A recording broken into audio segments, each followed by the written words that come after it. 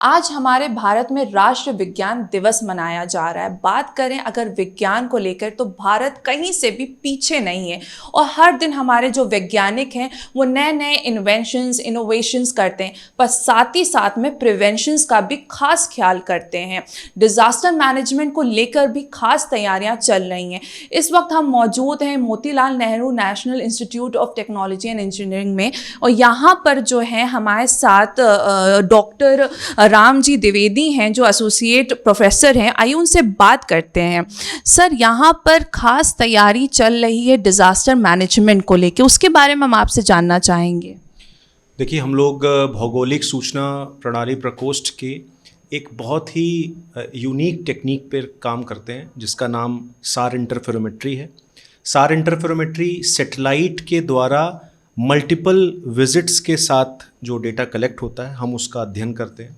उसका अध्ययन करने का उद्देश्य सिर्फ यही रहता है कि जो हमारी भूस्खलन या भूकंप या धरती धंसने की जो एक्टिविटीज़ हैं उनके जो स्लो मूवमेंट हैं, जो बहुत ही धीरे स्तर से जो मूवमेंट चल रहे हैं, हम उनको कहीं बेहतर तरीके से मेज़र कर पाएँ और समय रहते उनके लिए कोई अर्ली वार्निंग सिस्टम डेवलप कर पाएँ। अभी इसमें हम लोगों ने काफ़ी अनुसंधान किया है। इसमें हम लोग कई चरणों में काम कर रहे हैं। जैसे भूस्खलन की बात करें तो पहला चरण होता है भूस्खलन को डिटेक्ट करना सैटेलाइट इमेजेस में। फिर उसके बाद अगला चरण होता है उसकी मॉनिटरिंग करना using different set of equipments. उसमें सैटेलाइट भी एक तरीका है जिससे मेज़र किया जाता है। इनके सारे जो डेटा आते हैं उनका अध्ययन करने के बाद हम लोग भूस्खलन की क्या गतिविधि है, कौन सी जगह अलार्मिंग है, कौन सी जगह भूस्खलन की जो गतिविधि है वो धीमी हो गई है या रुक गई है, इसके ऊपर हम लोग अपने अपने शोध प्रकाशित करते हैं। सर, गवर्नमेंट की तरफ से क्या मदद दी जा रही है इसमें?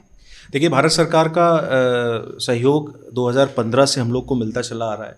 2015 में हम लोगों ने सबसे पहले मल्टी सेंसर अप्रोच, जिसमें कई सेंसर्स एक साथ आकर के भूस्खलन के लिए किस तरीके से कारगर हो सकते हैं, उसका हमने इम्प्लीमेंटेशन किया था उत्तराखंड के रुद्रप्रयाग ज़िले की कलियासोर लैंडस्लाइड पर, और हम लोग को काफ़ी सार्थक रिजल्ट मिले। उसका शोध भी प्रकाशित किया गया है और उस पर एक दो बच्चों ने शोध पत्र भी छापे और शोध भी किया।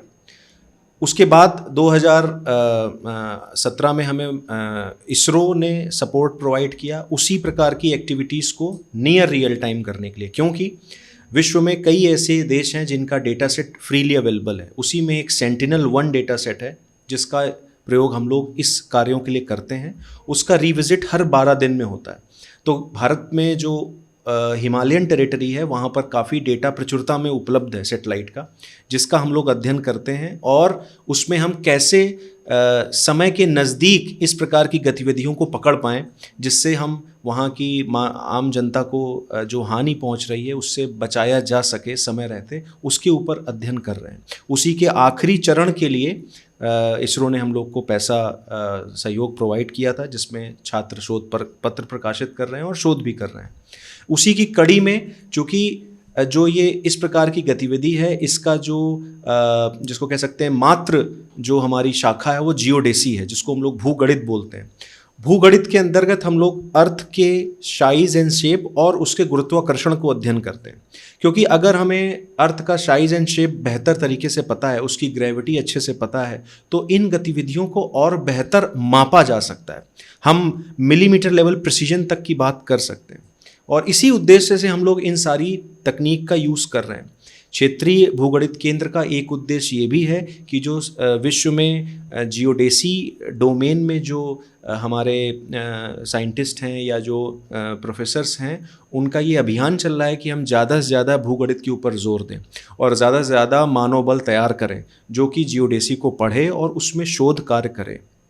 भारत में काफ़ी हद तक भारत सरकार ने प्रयास किए हुए हैं और पिछले 2-3 साल में उन्होंने काफ़ी अधिकता में इस क्षेत्र में कार्य किया हुआ है।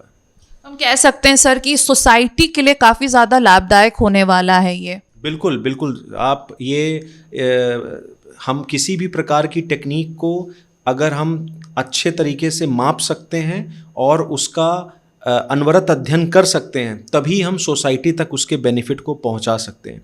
किसी भी प्रकार की टेक्निक का बहुतायत यूज़ तभी हो सकता है जब समाज के ही लोगों में उनकी अवेयरनेस बढ़ाई जाए। और इसके तहत भारत सरकार कई प्रकार के कैपेसिटी बिल्डिंग, जिसमें हम लोग स्किल डेवलपमेंट के कार्यशाला कराते रहते हैं, 2019 में भी कराई थी, 2022 में भी कराई और 2024 में भी करा रहे हैं, जिसमें भारतवर्ष के बहुत ही अच्छे तकनीकी संस्थान के शोध छात्र आते हैं, जिसमें आईआईटी कानपुर हुआ, आईआईटी रुड़की हुआ, आईआईटी बॉम्बे हुआ, यहाँ के शोध छात्र आते हैं और उनकी स्किल डेवलपमेंट के ऊपर हम लोग मिल के काम करते हैं। केवल हम उन्हीं की तकनीकी क्षमता को नहीं बढ़ाते हैं, हम अपने छात्रों को भी, अपने संस्थान के भी छात्रों की तकनीकी क्षमता को उसी लेवल पे ले जाना चाहते हैं, ताकि सभी संस्थान मिलकर एक नई दिशा में कार्य कर सकें। कहीं ना कहीं सर, इससे जो वाटर लेवल है ये भी हम उससे कर सकते हैं कि कहाँ तक हमारा वाटर लेवल जा रहा है, क्या इसकी भी हमें इससे जानकारी मिलेगी? बिल्कुल, कई ऐसी टेक्निक्स हैं जिनका इस सार इंटरफेरोमेट्री के साथ अगर मिल के कार्य किया जाए तो भूजल स्तर में जो लगातार गिरावट आ रही है उसको बेहतर आंका जा सकता है। उसके बढ़ाने के उद्देश्य में जो कार्य करने हैं उसके लिए रेमेडियल मेजर्स और भी जो दूसरे वैज्ञानिक हैं वो तभी बता सकते हैं कि किन जगहों पे भू स्तर नीचे गया है, वहाँ पर क्या किया जाए जिससे भू स्तर ऊपर आ सके। तो ये जानकारी दी गई है और काफ़ी अच्छी इन्फॉर्मेशन हमको मिली है कि क्या क्या मैनेजमेंट हो रहा है। तो कहीं ना कहीं ये एक बढ़ते भारत, एक नए भारत और एक विकसित भारत को दर्शा रहा है। वीडियो जर्नलिस्ट अरशद खान के साथ मैं फातिमा, भारत एक्सप्रेस, प्रयागराज।